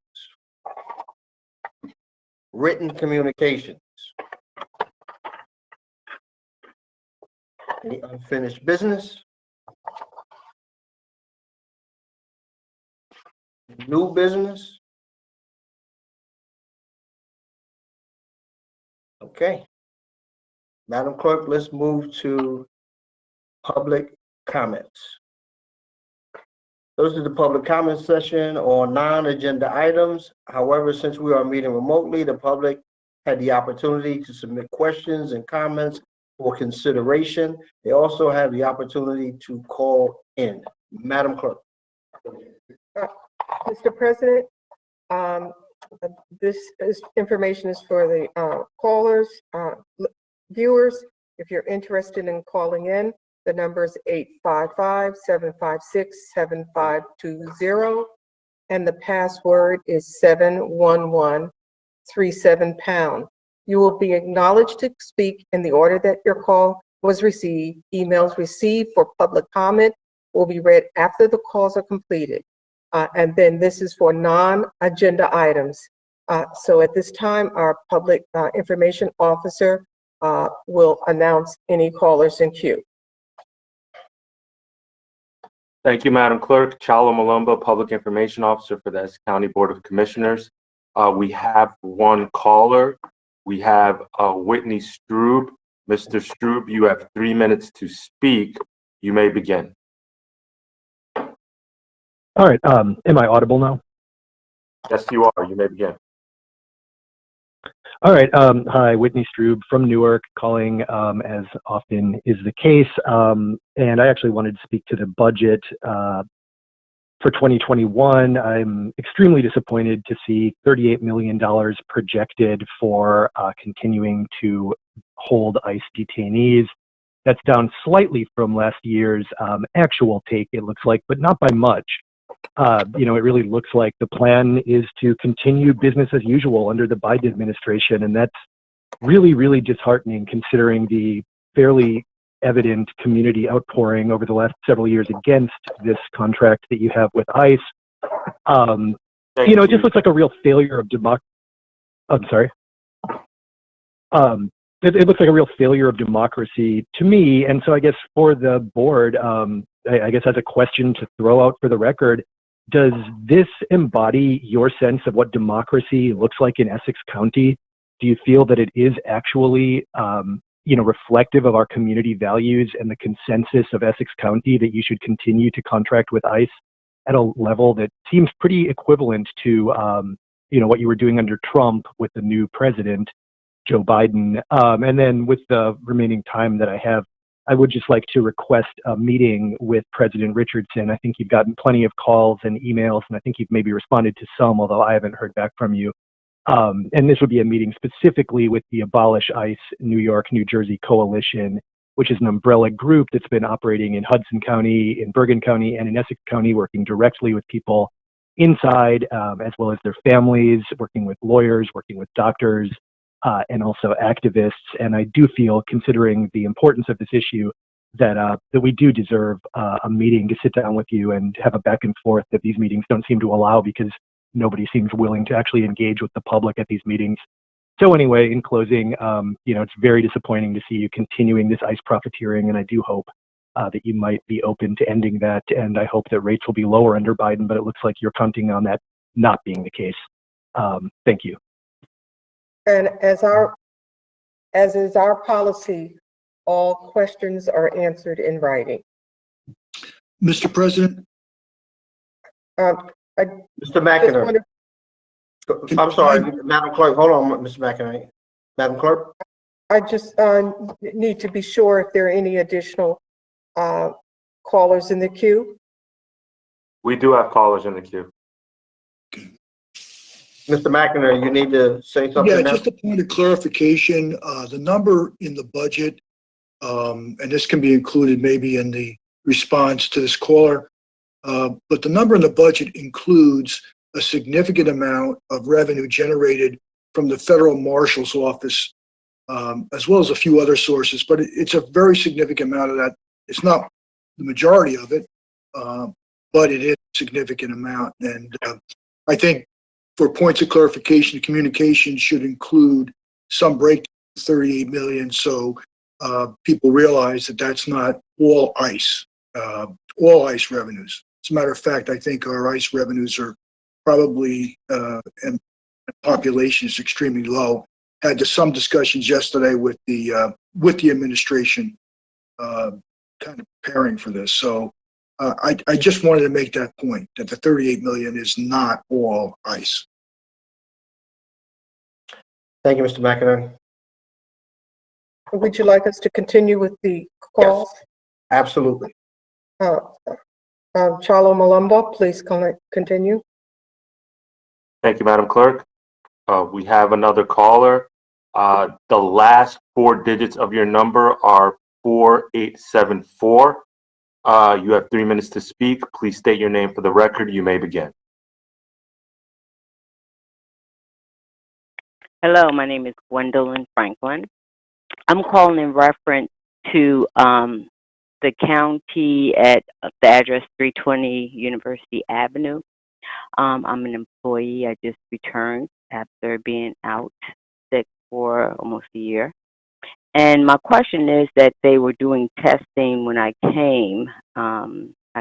When I came back, and they said they are no longer doing testing for COVID. And I want to know, why would they stop testing for COVID? And the other questions I have is, especially since there's a new strain that is more contagious and more harmful, the last testing that they did on February 9th, 9 people were positive. And how do we know we came in contact with these people? I'm sure they had to ride the elevator. I'm sure they had to take the staircase up. And the other thing is, why, since we are mandatory to work 5 days a week, I happen to be in that department, why are we not able to receive the shot to protect us from getting COVID? You know, I don't mind working, but I don't want to die to work. And I think that's really wrong to ask us to come in 5 days a week. People are constantly contracting this COVID virus, and we are susceptible to getting it, and we may be, gone. And I don't think that's something that you should ask an employee to do, and you're not even trying to even give them the shot to save their life. That's my question. If someone can answer that, I would love it. Thank you. Madam Clerk, as is customary, we'll answer your questions in writing, but someone correct me if I'm wrong. I don't think the county stopped testing folks for COVID-19. So I don't know where you may have heard that, but I'm fairly certain that testing is ongoing. Mr. Jackson, can you help me here? Ms. Gassion? Courtney Gassion, Essex County Council. You're correct, Mr. President. The county has continued to do its community-based testing 3 days a week in various locations throughout the county. I think what Ms. Franklin may have been speaking to is mandatory employee testing, which we have implemented at various departments throughout the county based on noted outbreaks by our county health department.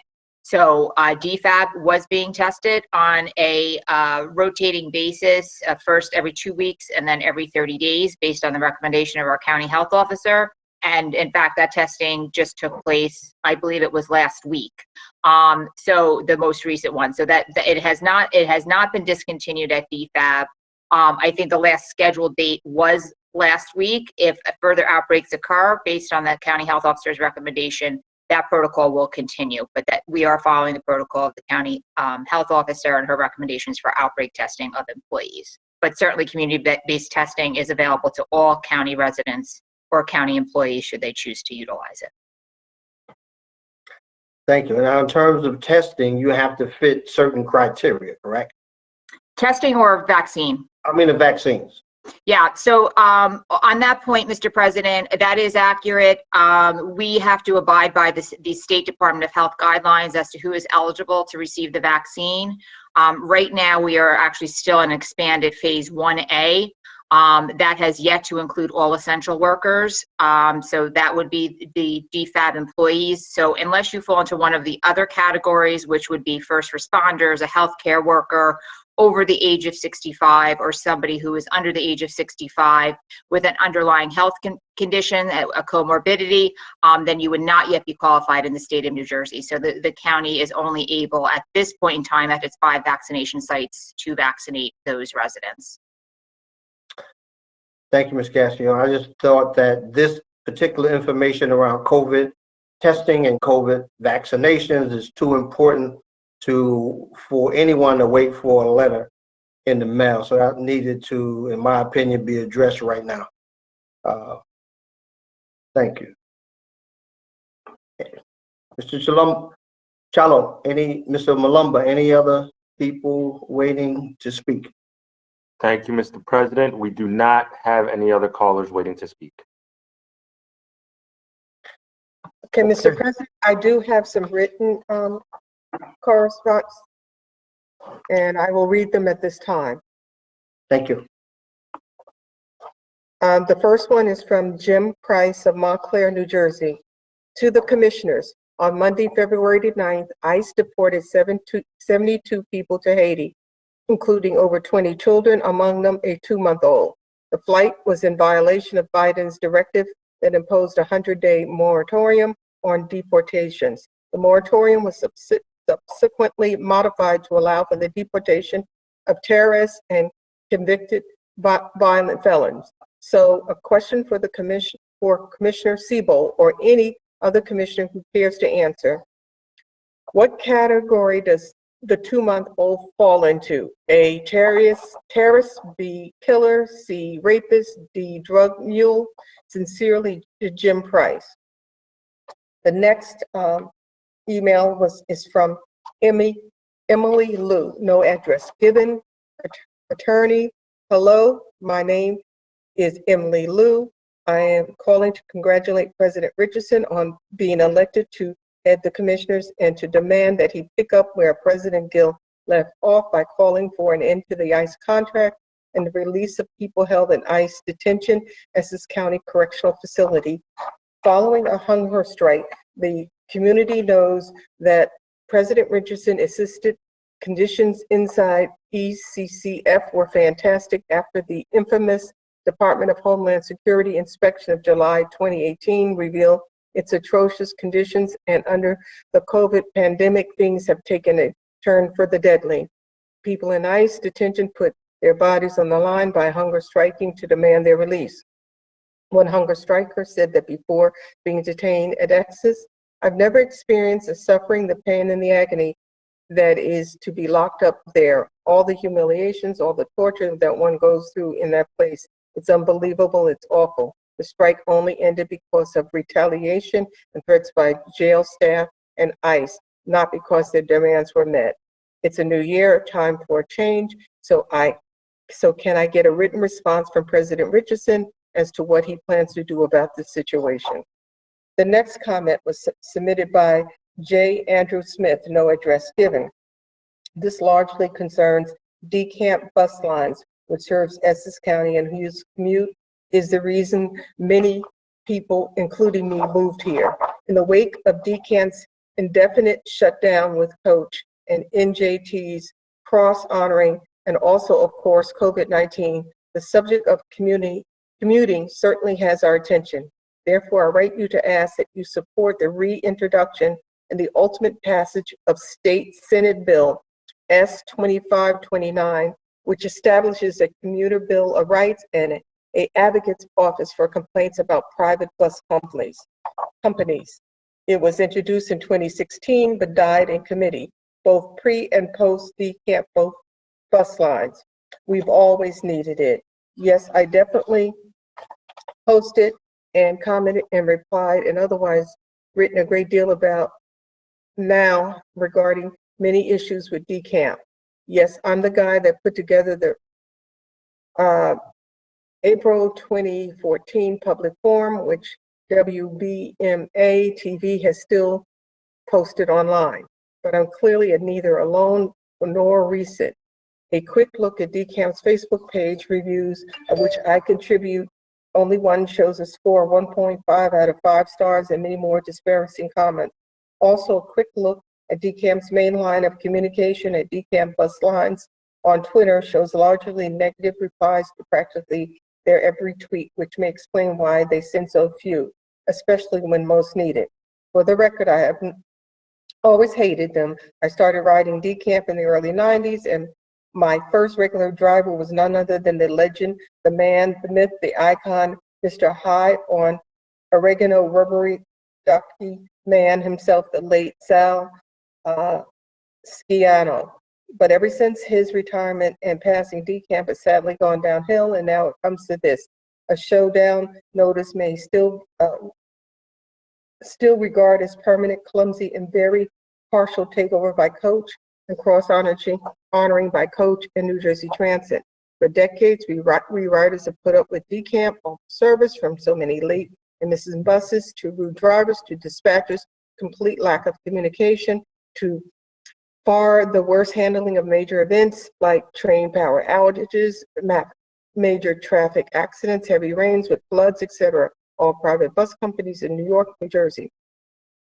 We deserve better, far better, because I'm sure I'm not the only one who choose to settle in some Essex County town along the DeKalb route, largely because of that route. And I think a company with 6 generations of history would be better too, but it's simply not. It doesn't even meet a common sense minimal requirement.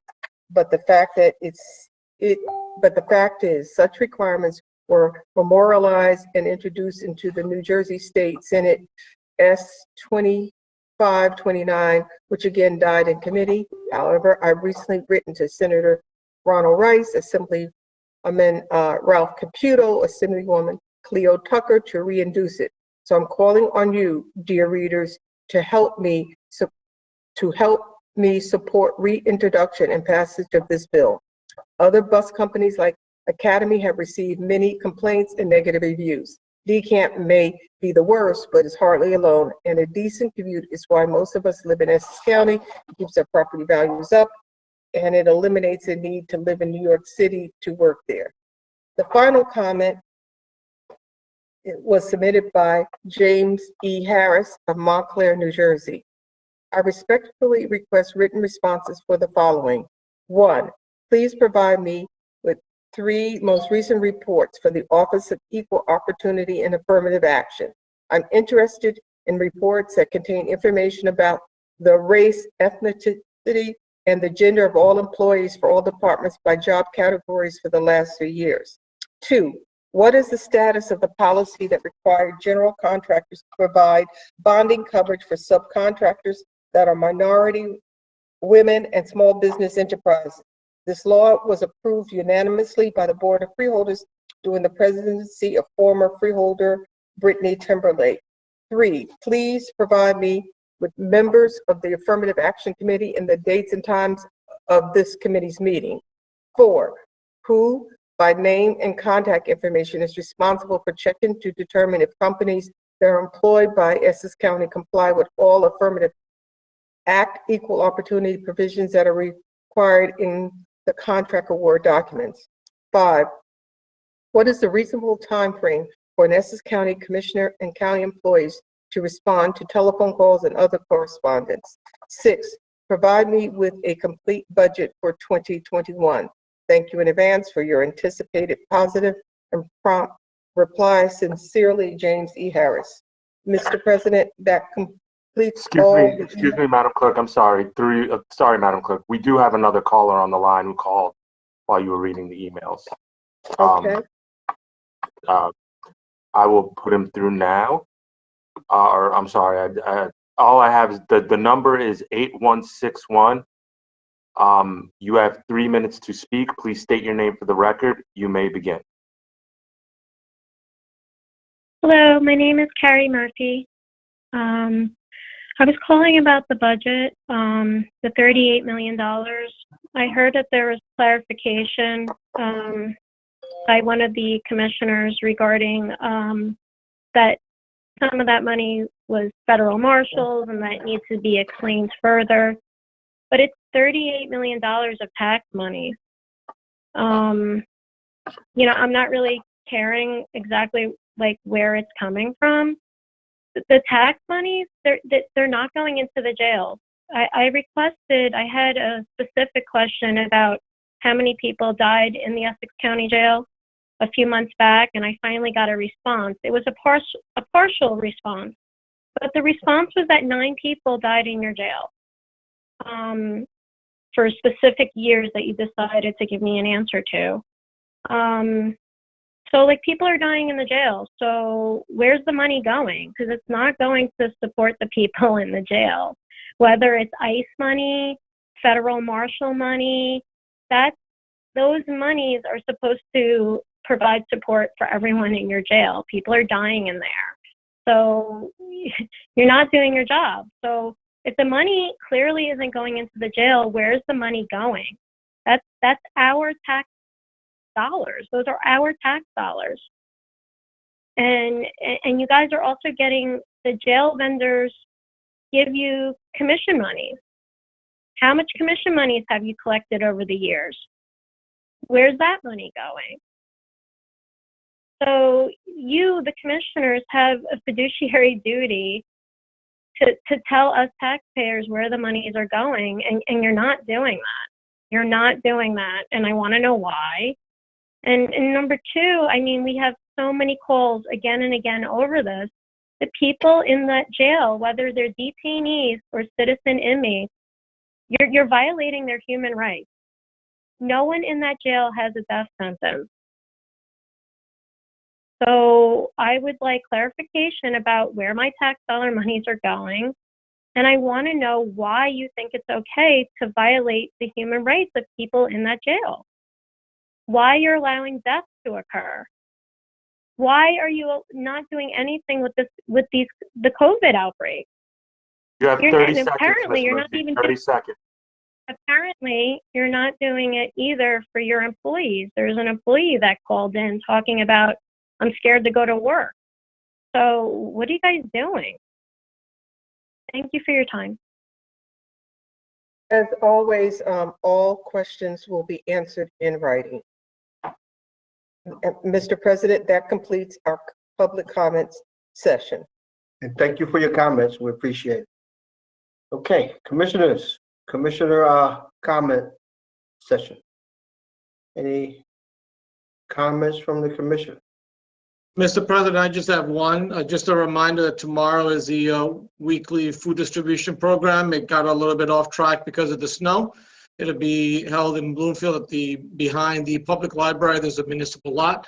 It starts at about 9 and it goes while supplies last. So I encourage anyone to share the information or join. Thank you. Thank you, Vice President. Anyone else? Any other commission? Hearing none, need a motion to adjourn. So move. Second. All in favor? Aye. The ayes have it, so moved. Take care, everyone. Stay safe. All right, everybody, be careful, stay safe. See you next week.